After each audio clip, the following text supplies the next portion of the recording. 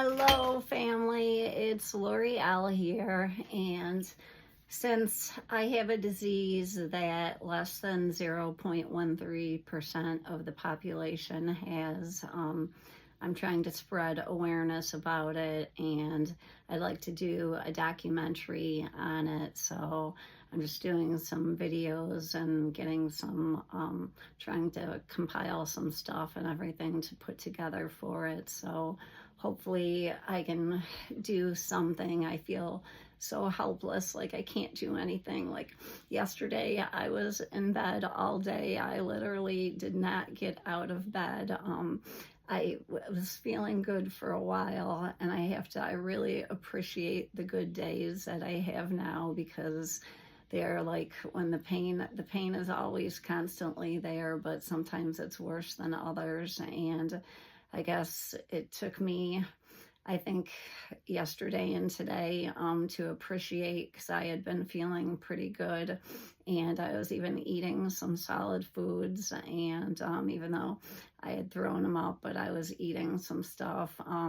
But I think I started taking it for granted that I was feeling a little better, and the pain came back with a vengeance. And and then I slipped and fell on the ice the other night. My car was parked out on the street, and the street was icy, and I didn't think anything of it. And I don't know how long I was supposed to wear that stupid back brace for, but I'm not wearing it anymore. I had back surgery about, 4 weeks ago.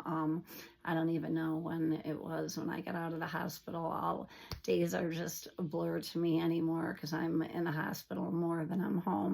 But anyway, so I slipped and fell on the ice and fell right on my butt, and it took a day or so, but then the pain is just like so bad, where they like cut me open and did the graft, and took out the bone and part of the disc that was infected, and the pain is just really bad. So between that and my stomach just really not feeling good, and the house is just a disaster. Oh gosh. Anyway, that's not what I wanted to talk about. So I'm just telling you, part of this disease, it sucks. Superior mesenteric artery syndrome totally sucks. And it's so unknown, like not many people know about it, and so many people have called me a hypochondriac, and it sucks. It took 3 years to diagnose me with the disease. That's how rare it is. But anyway, I want to show you guys my routine. This is my morning routine, and I do this 3 times a day. I do my TPN therapy that is hooked up for 12 hours, and I do that overnight while I sleep, and even before I'm sleeping and after I have to. And it's a big bag, but luckily it has a little pump, and it doesn't need to be, it's vacuum sealed, so you don't have to have an IV pole or anything, which is nice. And this little guy, which I call my buzz ball, and all my nurses laugh about it, because it does remind me of those like alcohol things that are buzz balls. But anyway, this little guy is refrigerated, and then I take it out for a little bit to get him at room temperature, and I have to do it 3 times a day, and it takes about an hour to do this. So I do that first thing in the morning, and I alternate days on this, because I have to do a heparin block once a day. So I shouldn't have taken that off yet. Hold on, let me clamp this. Okay, all right, got it clamped. Okay, so now that I just got it all over the bedspread, that's okay.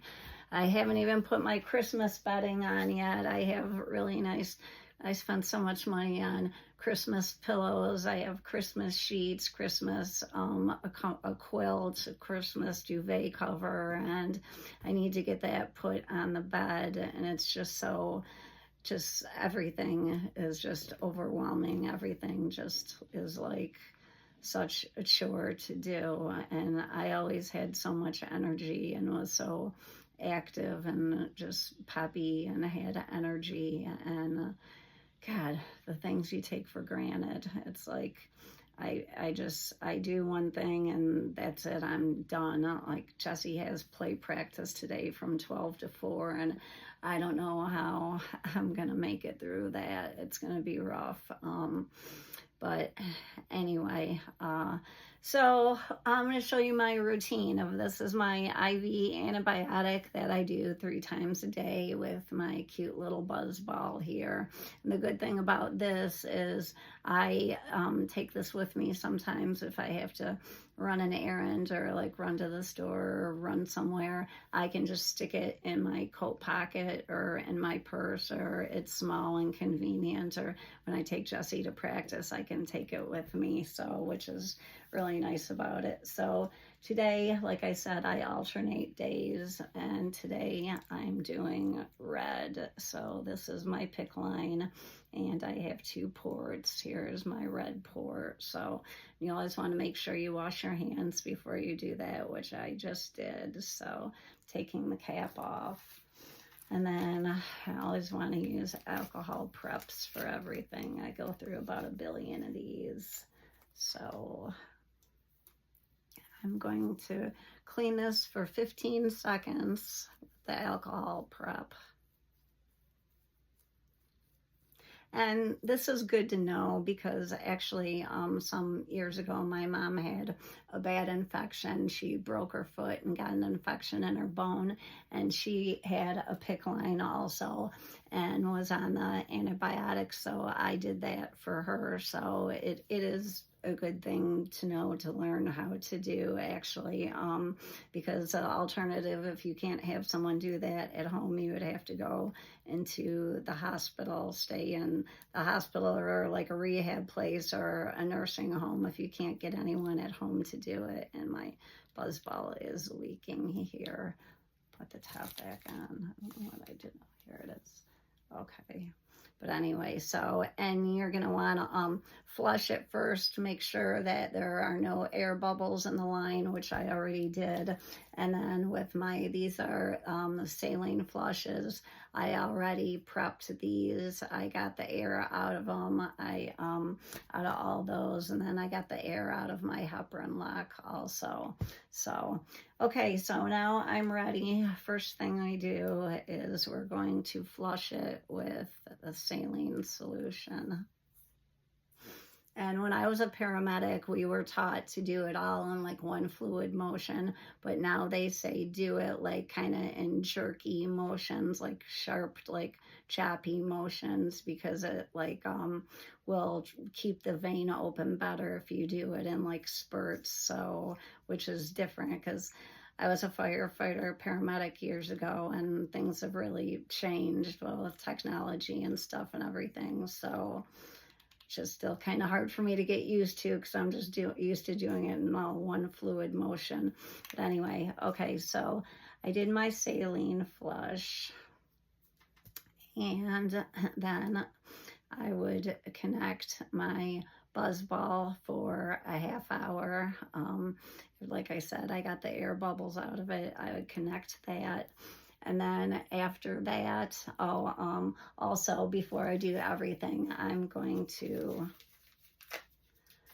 flush, or not flush, I'm sorry, alcohol prep for everything. You want to do alcohol prep. And I'm going to do the alcohol prep on for the port to my little buzz ball, which it's not a buzz ball, it's actually IV antibiotics, but I call it a buzz ball, and it makes the nurses laugh. So I try to find humor in my disease. Anyway, so I'm not going to hook myself up yet because that takes over a half hour alone, like 45 minutes just to do that. So, but I'll just show you guys. So then I would hook myself up to my buzz ball, as I call it, for until that's finished. And then after that is done, I take that out, and another alcohol prep Then I'm going to flush again with a saline. And then after that, once a day, that's why I alternate. Once a day, I do a heparin lock. This is heparin right here. So I will inject the heparin into there. And heparin is to keep your vein open. So for my PICC line. And like I said, I alternate days on doing the heparin. And then after that, I will put my cap back on, and then that's it. So it takes about an hour altogether for all that stuff. Like I said, I take my BuzzBall out first to get that to room temperature. Otherwise, it's really chilly. You can feel it going into your veins, and I'm cold all the time anyway, so I make sure I get it to room temperature. It takes about a good half hour, 45 minutes. But anyway, so that is my routine. While I'm talking, I will actually hook myself up now because Jessie has play practice at noon today, and I've got a lot of stuff. She still doesn't even have a winter coat or boots yet, which I've got to get out and get. And I've done most of my shopping online, and it's really hard getting out and getting to stores and stuff. But anyway, so I'm hoping that I ordered her a coat that she wanted. So hopefully that should be coming any day, her winter coat. And then we have to go out and get her snow boots. She needs to try those on. But anyway, that won't be happening today. Like I said, I'm just having a really bad day today, physically and mentally. I know my husband's extremely upset with me because I was in bed all day, but I just could not, I just couldn't get up. The pain was so bad in my stomach. And then also from where I fell after my back surgery, that's really bothering me. I feel alone all the time. It's just Jessie and I here now, and she's going on 11. She'll be 11 very soon. I can't believe how time flies. And she's at that age where she's spreading her wings and wants to be independent, which I think is great. And I'm really supporting her and stuff. But I miss my baby girl. I miss her sleeping with me every night. Sometimes she still comes and gets in bed and cuddles and will sleep with me, but most of the time she sleeps in her own bed, and it's lonely. I miss having her right there next to me, and I miss getting those feet kicked in my back, and I swear I'll never complain about it again. But anyway. All right, guys. Well, so I just wanted to show you, this is my morning routine. I do this 3 times a day, so it's done 3 times a day. And then I do my TPN, which is my nutritional therapy, and that I'm hooked up to that, chained to that for 12 hours, and that's a huge bag, and I really can't take it anywhere with me. But if I have to go to the bathroom, obviously, and do stuff in that 12 hours, which I do, I have a bag, so I put the big bag of liquid in there, and it comes with a pump about this big. I'll show it to you in another video, but I put the bag of the TPN and the pump in there, and then just when I have to go to the bathroom, or if I need to get up during the night and in the morning and before I go to bed, because I have to have it. It takes 12 hours to get infused in me, and I definitely don't sleep for 12 hours. Well, I might be in bed for 6 to 8 hours, but most of that time I don't sleep. I've been having really bad dreams lately.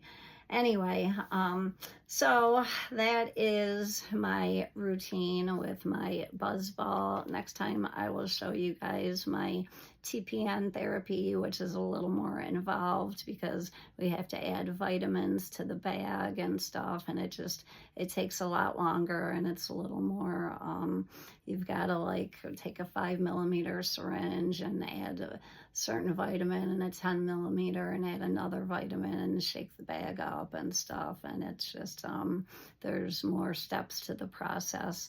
But anyway, I just wanted to show you guys how I do my IV infusion for my PICC line, and this is done 3 times a day.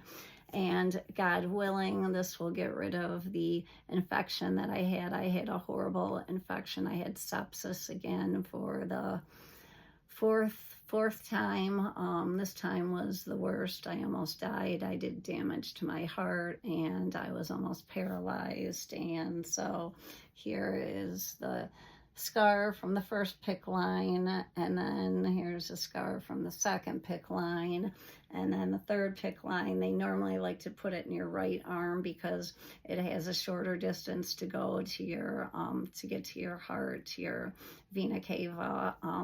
They would prefer to do it, but since I already had 2 of them in my right arm, they did it in my left arm. And shout out to Megan at St. Joe's Hospital on the PICC line team, who was absolutely amazing.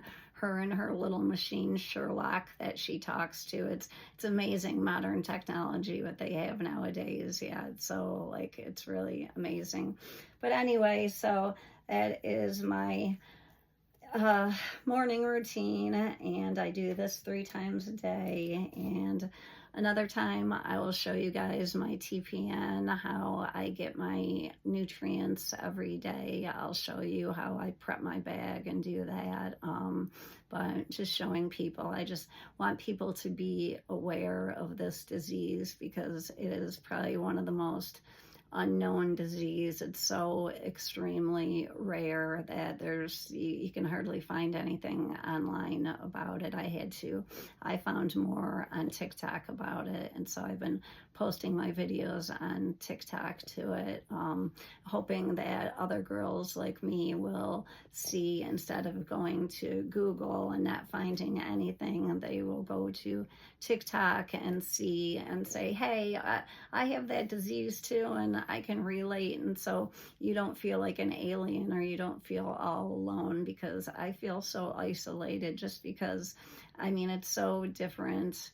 I'm grateful it's not cancer, but it's like cancer people know more about, and they know. And this disease, like, so many people have called me a hypochondriac, and it's not true. I mean, I could show you, I have so much, like, you know, my medical records and everything.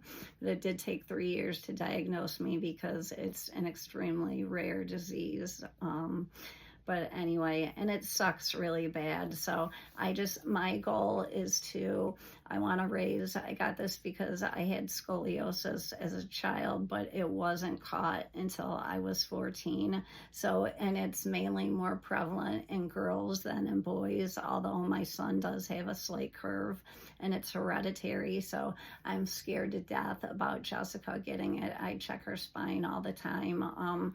So I think these pediatricians really need to start checking children, especially girls, from like an early age, especially through their growth spurt, but start like from the time they can walk. I'd say have them bend over and touch their toes, and you just want to make sure their spine is straight. If you have any questions, get an x-ray, have something done. But that's how this all started, with scoliosis. And they didn't catch my scoliosis until it was too late, and my spine was curved like an S. It had already shifted stuff over in my heart. It was putting pressure on my lungs and making me cough. And so I had to go through this horrible surgery when I was 14. I was cut from my neck to my waist, and they had to break my back in 2 places and then chip bone out of my hip to fuse it in there. I needed a blood transfusion. The surgery took over 12 hours. It was done in Chicago.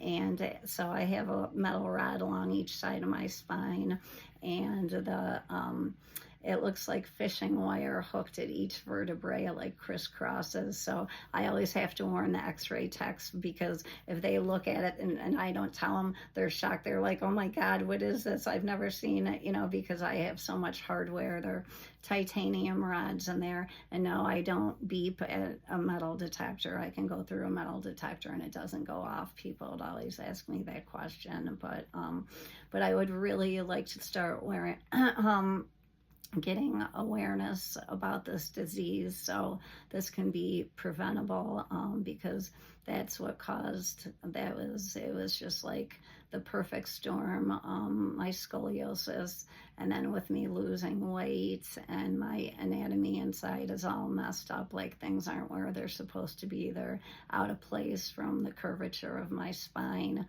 And so that's how I got, and then losing weight and stuff, and just everything, like I said, the perfect storm. And I'm one of the, like I said, 0.13% of the population that has this disease. So it's extremely rare, but I would like to start spreading more awareness about this, because what they say is, less than 0.3% is not too less to care. Even one person is not too less, but we don't have grants. They don't give much funding for our disease. And I know I'm in a support group where some of the head of the support group, the girl who started it, I believe she's gone to Washington and stuff and fighting for this, and God bless her. I think that's just amazing. And so I want to try to do my part. And if anybody out there has SMAS or was recently diagnosed with it, please hit me up. I would love to share. I don't know a whole lot about it. I'm learning more, but I can tell you what I know and what I've been through, and it'd just be nice to, have someone because you feel like an alien. You feel like no one else has this. I'm the only one and no one understands. And, it's like people think, oh, she's a hypochondriac. She's making it up, but it is an actual real thing. And it is life-threatening. You don't die from the SMAS. You die from like your heart gives out, or your weight, like my weight had gotten down to 77 pounds, and electrolyte imbalance, and just like I said, now I'm having heart problems. I have to take heart medication, and but I read that the oldest living person was 62, and I plan to beat that. I plan to I'm not gonna die in a few years. There's no way. I have too much to do, and I got to stick around to see Jesse grow up, and so I'm gonna beat that. So it's not gonna be 62. I'm gonna say it's gonna be like 82 or 92. They'll say the oldest person, Lori Leroy, died at 82 or 92. It's not gonna be 62. I plan on being around for a long, long time. So, all right, guys, thank you for watching my video. I really appreciate it. If you guys would like to talk about this or anything else, give me a shout out. Just get a hold of me, and I would love to get back to you and talk to you more, okay? All right, thank you so much for watching my video. God bless, and I hope you guys have a great Sunday, okay? Thanks. Bye.